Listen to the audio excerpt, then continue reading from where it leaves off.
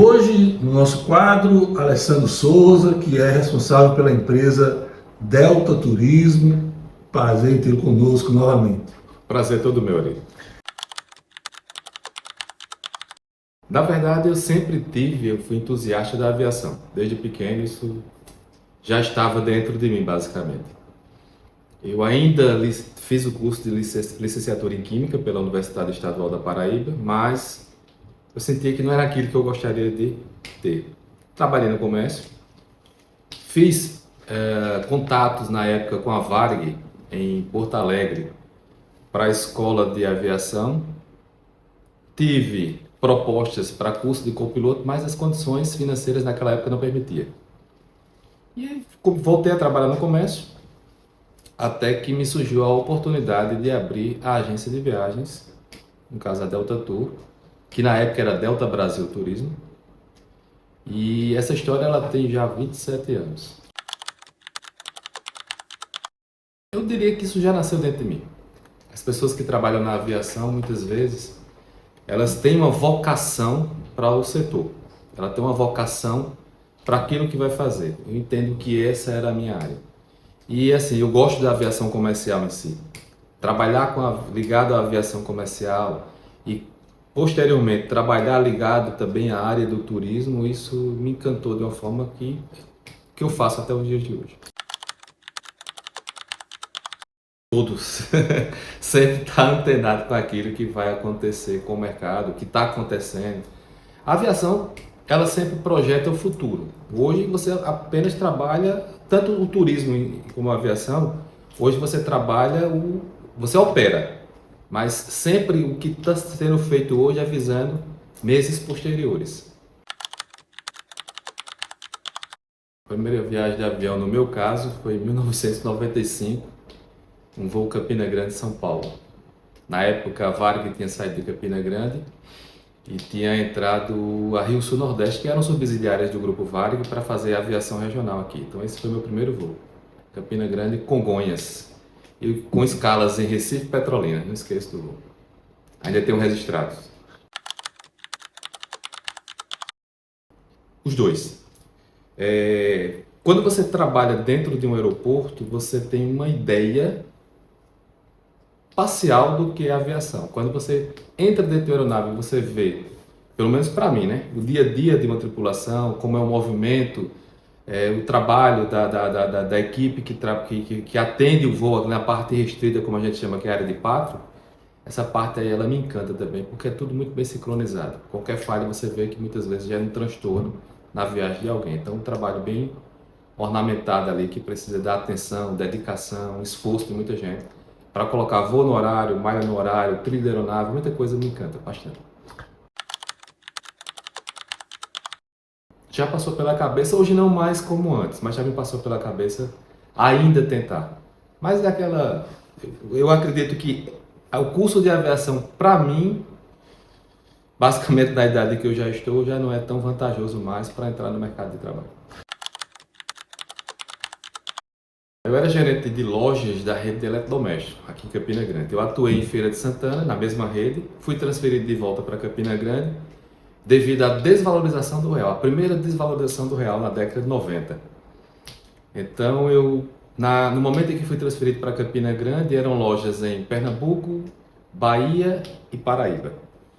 E a partir do momento em que houve aquela desvalorização do real, que você abria a loja de manhã e a mídia toda não compre, o comércio no geral começou a fracar. A rede de lojas a qual eu trabalhava teve uma forte redução no número de lojas. Vim para Campina Grande, fiquei na filial de Campina Grande, até que chegou o ponto em que ficaram apenas duas lojas.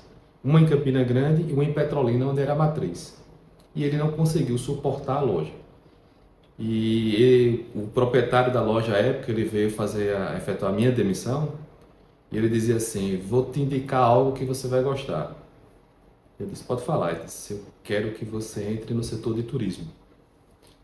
Na época, ele me aconselhava a pegar uma franquia da Stella Barcos, que era uma operadora que estava em ascensão no Brasil naquela época. E aquilo foi como acender uma lâmpada. Na verdade, intuitivamente houve uma conexão do que você gostava com a indicação indicação dele.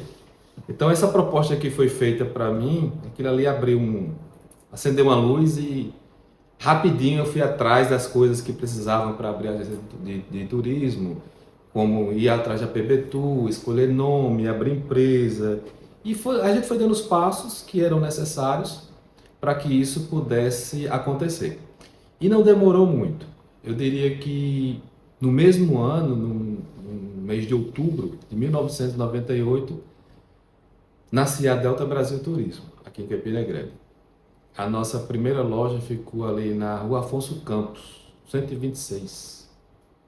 E passei 13 anos ali, 13 anos. Na época eu era sócio de uma tia, houve a separação dessa sociedade, eu fiquei com a loja já aberta, a loja do aeroporto de Campina Grande. Nós temos o orgulho de dizer que somos a primeira agência de viagens do aeroporto de Campina Grande, que até hoje continua. E aí eu fiquei com a loja do centro, do aeroporto de Campina Grande, e comecei uma nova trajetória na minha vida. Fui recomeçar só dentro do aeroporto, na época poucos voos, e tentar fazer com que as pessoas entendessem que em Campina Grande era possível ter um aeroporto com movimento. Da empresa aérea Delta Airlines dos Estados Unidos. Na realidade, existe um alfabeto fonético. O A é alfa, o B é bravo, o C é Charlie, o D é Delta. Então você tem, e por aí vai, até a letra Z. Então, baseado no alfabeto fonético e também na trajetória da empresa Delta nos Estados Unidos, veio a ideia de botar a Delta Foi o Brasil. primeiro nome que veio, né? Foi o primeiro nome. Na realidade, vieram dois. Veio o Ícaro Brasil Turismo e a Delta Brasil Turismo. E nós submetemos esses nomes. Na época, você tinha que apresentar 3 nomes e os órgãos competentes aprovavam o que poderia ser feito. Então, dos 3 nomes apresentados, o Ícaro e o Delta foi aprovado e a Delta foi a que nós escolhemos. É um desafio. Isso a gente vem sentindo nos últimos anos com mais ênfase. Mais que no início. Mais do que no início. Porque, por exemplo, no início nós tínhamos grandes operadoras que forneciam para as agências de viagens os seus produtos. Por exemplo, Estela Barros, a Soletur, a própria CVC, a Visual Turismo hoje, que faz parte do grupo CVC. Não CVC a operadora, mas CVC o grupo em si. E nós não tínhamos, por exemplo, consolidador que fornecia os bilhetes. A gente tem que ir atrás fazer contrato com companhia aérea por companhia aérea. E só que ao passar do tempo, essas marcas elas foram sendo englobadas por outras grandes marcas. Por exemplo, a Visual, que era uma das grandes operadoras, passou a fazer parte do grupo CVC. A Rextura Advance, que também era uma consolidadora, ela passou a fazer parte do grupo CVC. A Soletur não existe mais, ela sumiu do mercado. Aí você tem hoje ainda a Abreu, que é da década passada, muito antiga, mais de 100 anos de história. A Estela Barros tentou recomeçar, não conseguiu mais. Então, as grandes marcas foram comprando as marcas menores ou as intermediárias, foi se fortalecendo de uma maneira que isso sufocou um pouco as pequenas empresas e as pequenas agências. Parte delas são operadoras, é aquela que cria o pacote e fornece para as agências comercializarem. Surgiram outras, isso é verdade, no mercado outras empresas foram surgindo. Mas a agência de viagem em si, ela está sofrendo hoje com relação, por exemplo, à própria internet. Que muitas vezes ela está ali não só para ajudar, ela está só para fornecer um produto. Mas ela não tem uma parceria, ela não tem uma consultoria, ela não tem uma orientação, ela não faz um tratamento personalizado. Não tem um tratamento personalizado. Por exemplo, algumas contas corporativas que nós atendemos, são clientes empresariais, eles sentem a diferença de quando estão viajando e precisar de uma assistência do agente de viagens. Então, por exemplo, está precisando fazer uma alteração de voo, aquele voo que ele estava foi cancelado, vai ter que voltar para o hotel. A gente sempre tem que estar dando assistência ao cliente com relação a isso, coisas que a internet não faz. Não, eu diria que ainda existe um número considerável no mercado. A gente, por exemplo, aqui em Campina Grande, eu vejo que a população aumentou. Se você for fazer uma comparação há 28 anos atrás. E as cidades vizinhas também, elas começaram a somar junto à população de Campina Grande. Eu diria que nós temos um número ainda considerável de agências, não só em Campina Grande, mas no Brasil, bem considerável. Porque quer queira, quer não, às vezes você compra um produto pela internet, mas o próximo produto ele volta a ser sempre numa agência de viagens pelo diferencial que nós acabamos de falar. Uma empresa aérea inesquecível, a Varig, sem sombra de dúvidas. Em termos, por exemplo, você fosse para Tóquio, no Japão, você tem uma loja da Varig, você tem um quiosque da Varig. Em lugares que você jamais imaginaria ter algo brasileiro, um produto brasileiro, nos aeroportos você via a marca Varig, se não própria, mas sempre associada a uma outra empresa aérea, mas era sempre visível ter aquela marca no mercado. É algo que pelo menos para mim, marcou muito. Você poder viajar e contemplar uma empresa brasileira em outros países. Não, a empresa aérea ela é mais rígida com relação a isso. Ao longo da história também a gente já se deparou com várias agências, até operadoras que aplicam golpes em empresas aéreas, elas também são vítimas disso.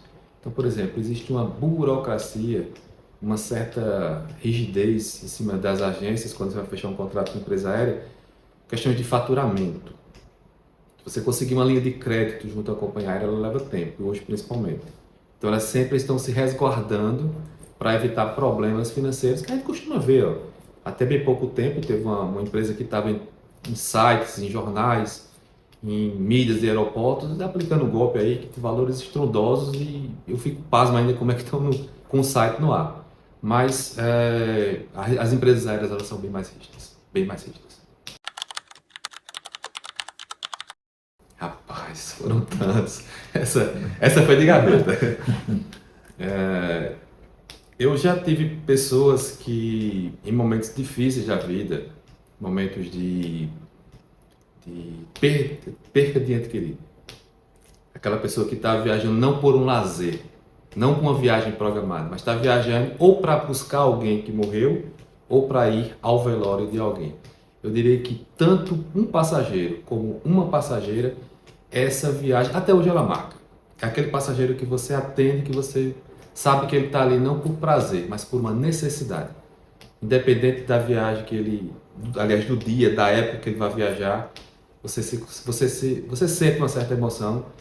Você está fazendo o seu, está prestando o seu serviço, mas você não pode sequer demonstrar nenhum tipo de satisfação por estar prestando aquele serviço. Porque a viagem não é uma viagem prazerosa, é uma viagem dolorosa. Essa marca. A agência de viagens faz traslados de restos mortais também? Ou Não. Isso não entra nessa parte? Não. Essa parte aí ela é de competência total da funerária. Eles têm todos os trâmites até entregar o corpo às companhias aéreas. Eu disse já uma vez, acho que foi a própria Paraíba Online, que o nosso segmento ele foi o primeiro a entrar na pandemia e o último a sair da pandemia. O nosso segmento ele não tem delivery, ele abre ou fecha. O segmento de turismo em si, ele sofreu absurdos em relação à pandemia. Particularmente eu fiquei dentro do aeroporto de Campina Grande com um funcionário e 2 seguranças, seguranças do aeroporto, né? Sem nenhum voo. Ali foi um momento totalmente de desespero, que você olha para qualquer lado e você não vê nenhuma perspectiva futura do que pode acontecer na sua vida, emocional, física e financeira. Então ali foi algo assim inesquecível. Às vezes eu vejo as pessoas dizendo assim, olha, a próxima pandemia vai ser isso. Daqui a pouco vai aparecer outra pandemia. Eu digo, gente, se vocês soubessem o que é a pandemia para determinados segmentos, principalmente turismo, vocês sequer não falariam isso.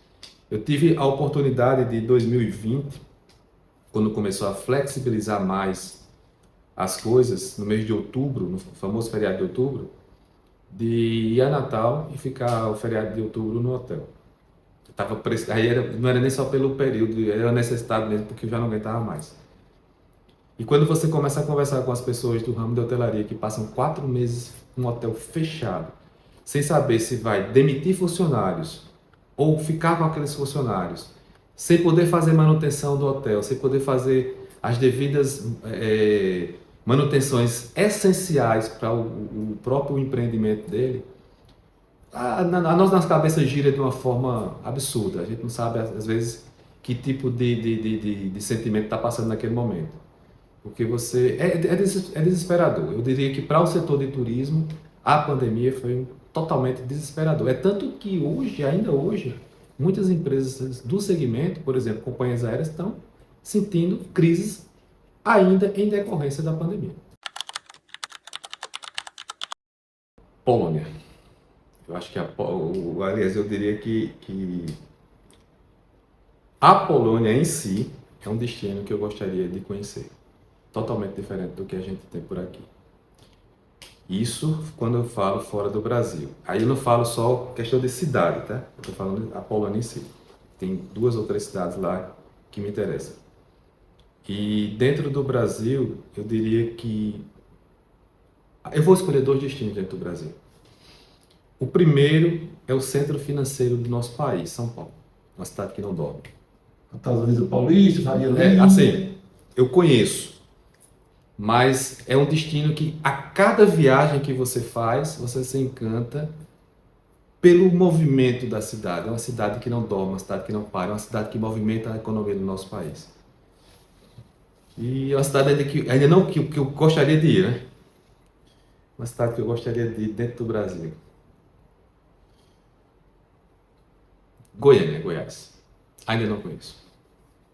Acho que é uma das cidades que eu ainda gostaria de voltar. Aliás, gostaria de conhecer.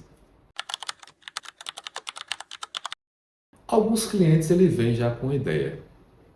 Pode se concretizar ou não, na medida que você vai fazendo o atendimento, você vai conversando, você vai vendo que aquele cliente ele pode mudar conforme as suas orientações.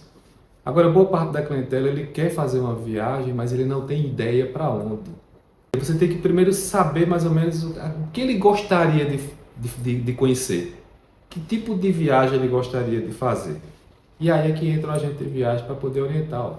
Você tem tal cidade, você tem tal localidade para ir. Se você gostar de praia, se você não gostar de praia, você começa a fazer a oferta. Alguns clientes já vêm, mas podem mudar com o seu trajeto. E outros, eles vêm totalmente querendo luz de onde possa ir com sua família. Eu costumo dizer que o cliente, ele muitas vezes... Às vezes eu vou atender cliente e vou oferecer algum hotel, ele vai olhar as avaliações dos hotéis. Eu digo, você já parou para pensar que geralmente as avaliações do hotel é sempre negativa?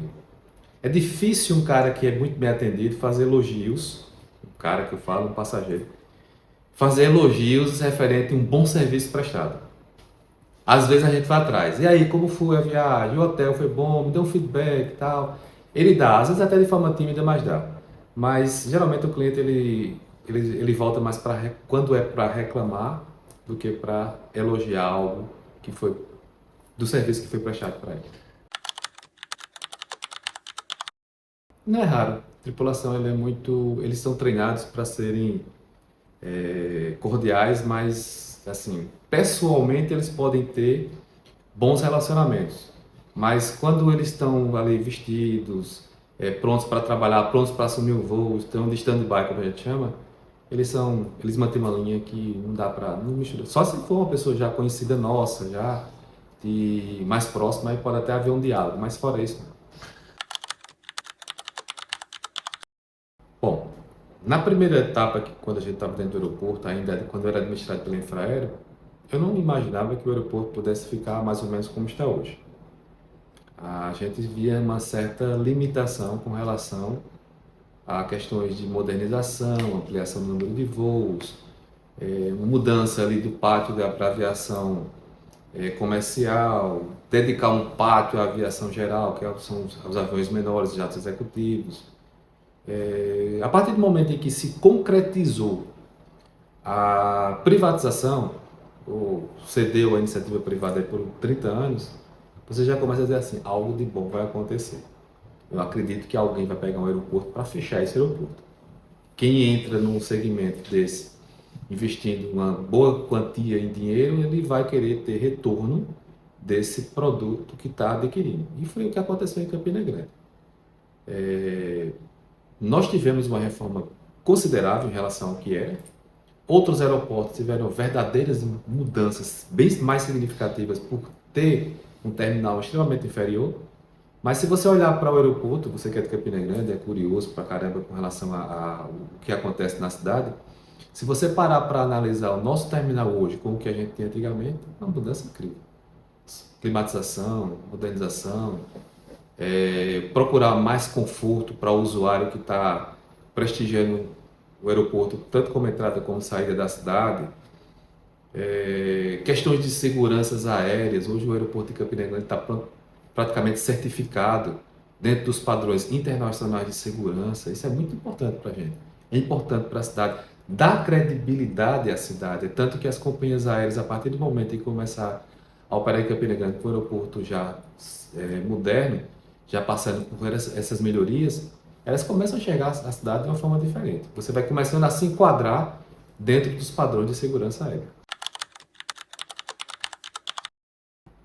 Eu diria que nós hoje temos um pouco mais de clientes ligados ao segmento corporativo. São os clientes que viajam a trabalho, aqueles que precisam se deslocar especificamente a trabalho. Eu diria que 60% dos nossos clientes são corporativos e 40% dos clientes são clientes lazer. Hoje a Delta Tour, ela está começando a buscar um pouco mais de modernização com relação à tecnologia. Nós, orgulhosamente, temos o prazer de dizer que nós somos a primeira agência, fomos, aliás, a primeira agência de viagens de Campina Grande a lançar um site de compra de passagem online, tudo conforme manda o figurino.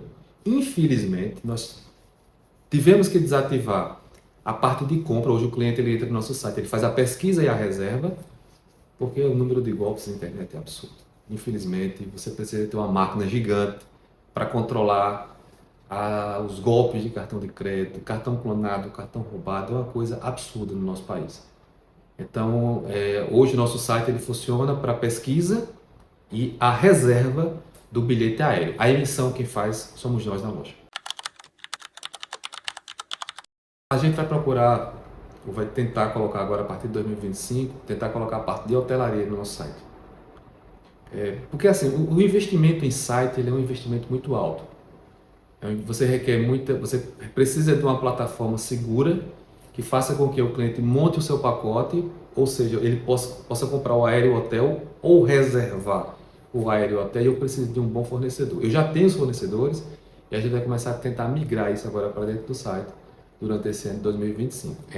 Já entrou o aéreo, foi o primeiro, já faz aí mais de 5 anos, e agora a gente vai entrar agora com a parte terrestre ligada à hotelaria.